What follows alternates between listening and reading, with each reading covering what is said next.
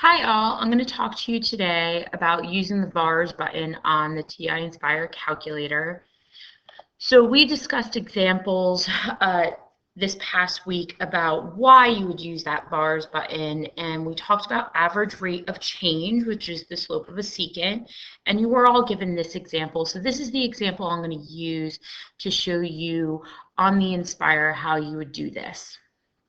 So we're going to use that W function 55.6 minus 22.1 V to the 0.16.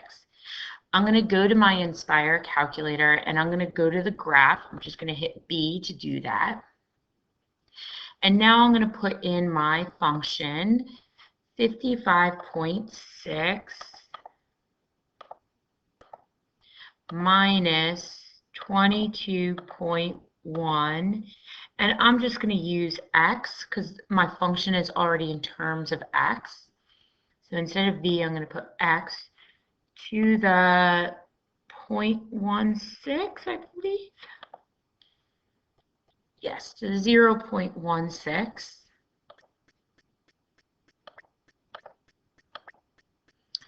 Okay, I'm going to press enter. That's going to graph it, but I don't really need that right now. So I'm going to go back to my calculate screen. And remember, this is the calculation I'm going to want to do. W of 60 is plugging 60, which is my time interval, 60 to 5. It's going to plug 60 into my function, and then it's going to subtract 5 when I plug 5 into the function. And then it's going to divide by that change in V. And that is going to give my average rate of change of W over that time interval. So W of 60. So I'm going to need to do my whole top of that function in parentheses.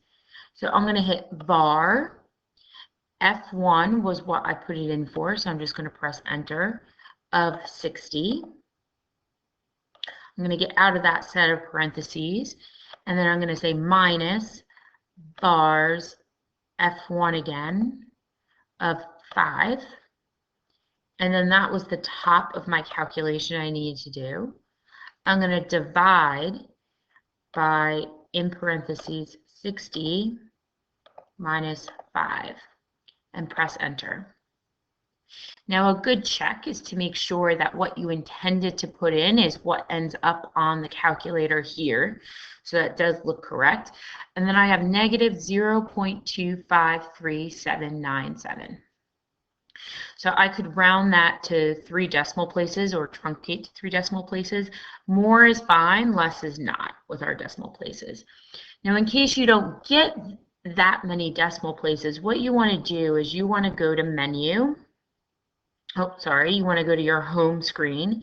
You want to go to settings, document settings, and then you're going to change your float to the highest number there is, so float 12.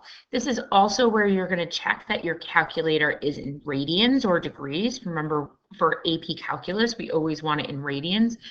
And whenever you change anything in the settings menu, you want to make sure that you hit Make Default.